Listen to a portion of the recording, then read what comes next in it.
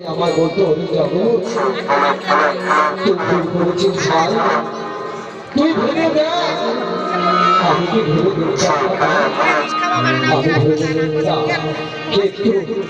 কিন্তু আমাকে তো সময় দেবে না, তাই তো আমি অনেক কথাই করেছি। আজ কেন দাঁড়িয়ে রাখার যন্ত্রখানে মন আমার ছটফট করছে। ভগবান কি কোনদিন আমার সঙ্গে তাকে সাক্ষাৎ করে দেবে না?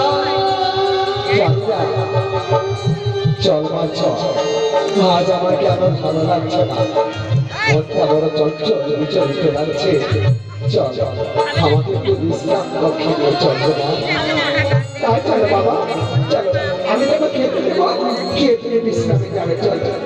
চল চল মা চল।